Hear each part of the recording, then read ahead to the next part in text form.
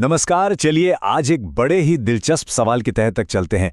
एक ऐसा सवाल जो हम सबको कभी ना कभी तो जरूर परेशान करता है कि ये जो हमारी नैतिकता है, मतलब सही और गलत को समझने की जो हमारी समझ है, वो आखिर बनती कैसे है।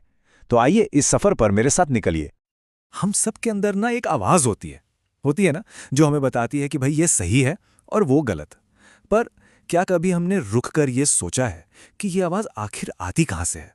इसका इसका असली सोर्स क्या है?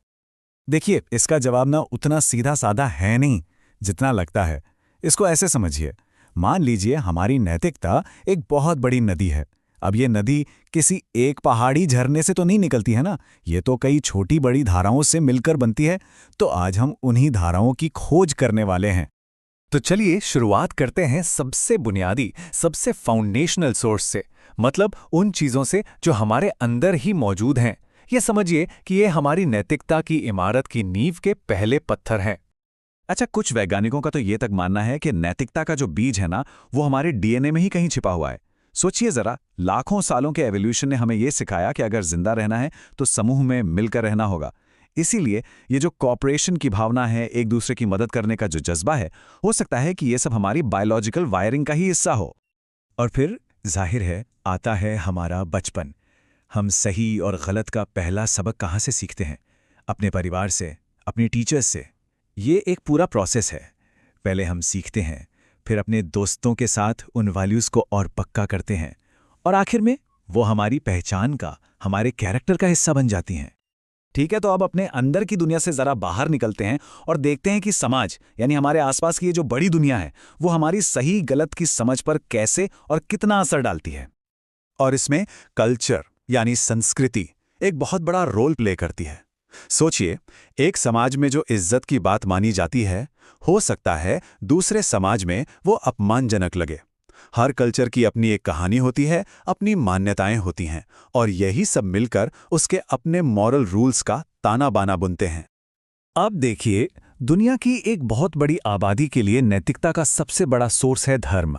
जो धार्मिक ग्रंथ हैं, जो शिक्षाएं हैं, वो लोगों को जीवन जीने का एक साफ साफ नैतिक रास्ता दिखाती हैं। जैसे कि ईसाई और यहूदी धर्म में 10 कमांडमेंट्स हैं, या फिर बौद्ध धर्म की शिक्षाएं। और फिर आते हैं कानून। कानून क्या है आखिर? असल में देखा जाए तो ये समाज की जो कलेक्टिव मॉरल बिलीव्स है ना, उनको बस कागज पर उतारने जैसा है।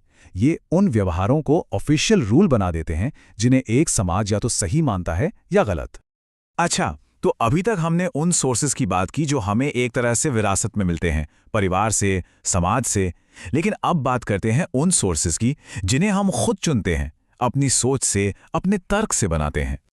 सदियों से बड़े बड़े फिलोसोफर्स ने नैतिकता को समझने के लिए अलग अलग फ्रेमवर्क्स दिए हैं। जैसे कुछ कहते हैं कि देखो भाई, एक्शन का नतीजा क्या है वो सबसे जरूरी है, यानी ज्यादा से ज्यादा लोगों की भलाई हो। कुछ कहते हैं नहीं, नियम सबसे ऊपर है, कर्तव्य सबसे ऊपर है। और कुछ कहते हैं कि ये सब छोड़ो, एक अच्छे इंसान का कैरेक्टर कैसा है ये देखो। और मजे की बात यह है कि यहीं से असली मॉरल डिलेमास यानी नैतिक दुविधाएं शुरू होती हैं। अच्छा, इनमें से एक है कर्तव्य शास्त्र, या जिसे डिओंटोलॉजी कहते हैं।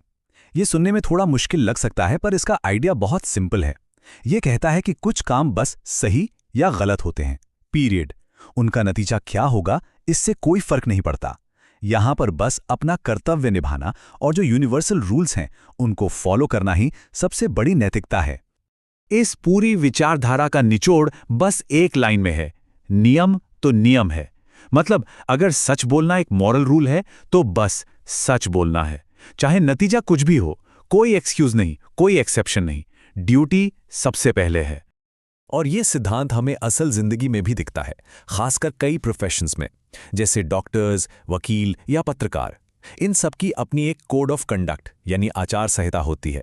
ये नियम बेसिकली ये पक्का करते हैं कि वे अपने काम में ईमानदारी और भरोसे को बनाए रखें, सिचुएशन चाहे कितनी भी मुश्किल क्यों ना हो जाए।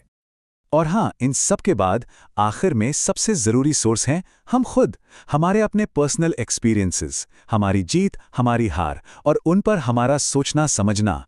असल में यही वो कसौटी है जिस पर हम बाकी सभी सोर्सेस को परखते हैं। कभी कभी हमारे अनुभव ही हमें सिखाते हैं कि यार, समाज या परिवार के सिखाए गए कुछ नियम शायद ठीक नहीं है, और बस यहीं से हमारी अपनी पर्सनल मोरालिटी जन्म लेती है। तो हमने नैतिकता के कई अलग अलग सोर्सेस को देखा। कुछ हमारे अंदर से आते हैं, कुछ समाज से और कुछ हमारे अपने विचारों से। लेकिन असली जादू तो इस बात में है कि ये सब मिलकर काम कैसे करते हैं। और देखिए, सबसे ज़रूरी बात ये समझनी है कि हमारा जो मोरल कॉम्पस है, हमारी जो अंतरात्मा है, वो कोई सीधी-सादी मशीन नहीं है।